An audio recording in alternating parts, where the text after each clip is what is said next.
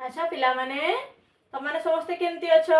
मु तो बहुत भलरे अछि आशा करूछि तमाने मध्य समस्ते बहुत खुशी रे थिबो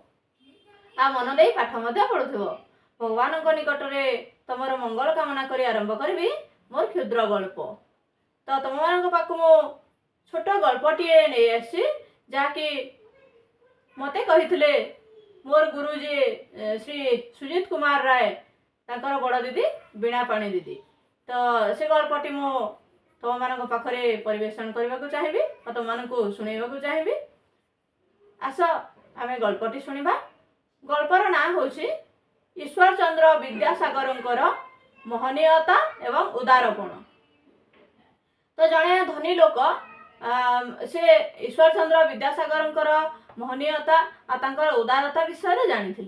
किंतु तांको केबे देखी नथिले बा चिन्ह नथिले तांको विषय जहाँ शुणी तो तांको देखा करने से इच्छा प्रकाश करी तांको पाखक जाउथिले दूर दूरांत गाँव रे रोउथिले से धनी लोकटी तो जो ईश्वर चंद्र विद्यासागर रोते से देखा करने को जाऊे ट्रेन रे तांको जीवाकू पड़ेगा तो ट्रेन रे गला परे सेठी जो स्टेशन रे ओल्हेबे से निज जिनस निजे बोहिकी नवापाई संकोच प्रकाश कले कारण से धनी थिले ना तो से संकोच प्रकाश कले निज जिनस निजे नवापाई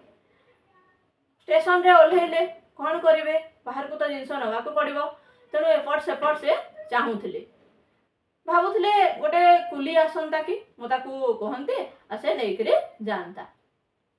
सत को सत जड़े कुली भाया ड्रेस पिंधि आसी सामने ठिया हेले से देखिले डाकिले कुली कुली आसिलु एठू जिनसटा टिके टेकिक नहीं गलु से कहले हाँ भाई मु तुम जिनसटी नहीं जीवी तापर से बाहर को नहीं गले कुली जनक नहीं गले जमती तापरे से कहले कि धनी लोकटी कहले आमे ऑटो ठीक करवा ऑटो ठीक करी सेठी ऑटो वाला को कहले अच्छा ऑटो भाई तमे जानिछ कि ईश्वर चंद्र विद्यासागर एठी कोठी रुहंती से कुली जनक कहले हाँ हाँ मु जानिछि ईश्वर चंद्र विद्यासागर कोठी रुहंती मु चलो तुमको देखै देबी आ तुम जिनस मु बोही करी नै जेबी तमे पछे पछे आस मु आगो आगो जाउछि कुली जनक आगो आगो गले आसे पछे पछे जाऊ थांती जाकर सेठी पहुँचला परे से कहले हो भाई तमे एठी बाहर रुह मु भीतर को जाऊँ ईश्वर चंद्र विद्यासागर को डाकिकी आनिबी या भाभी से भीतर को गले कहीकि गले आ धनी लोकटी बाहर अपेक्षा कले से भीतर को गले गोटे चेयर धरिकी आसिले कहले आसतु आसतु एठी बसंतु धनी लोकटी आश्चर्य हो गले कहले ये कुली जनक कौन भीतर को गले तापर चेयर धरिकी आसले मत कहते बसवाई ईश्वर चंद्र विद्यासागर कहती से पचारे अच्छा भाई ईश्वर चंद्र विद्यासागर एठी कहती तुम तो कहले मुझे डाकिक आणुसी से कहले आज्ञा ईश्वर चंद्र विद्यासागर को आपन को दरकार था कहतु कौन दरकार से कहले मु ईश्वर चंद्र विद्यासागर को देखा करने आपन कहीं कहबी से कहले आपण जहाँ को खोजुंट मुझे से ईश्वर चंद्र विद्यासागर पूरा चमकी पड़े धनी लोकटी आश्चर्य हो गले पूरा आखिर धार धार लुह बही पड़ा से पूरा पाद तले नतमस्तक हो लोटी पड़े पादटी को एडे जोर जाबड़ी धरले छाड़ा को इच्छा है से कहले ईश्वर चंद्र विद्यासागर आपण महनीयता आपण उदारता विषय शुणी मुझे दूर दूरांतर धाई आसी आपन को देखा करने आपण कुली बेश जाए मोर जिनस बही आनिले आमती केमती है ईश्वर चंद्र विद्यासागर कौन कले ना दुई हाथ में मुंड को आउसी दे उठे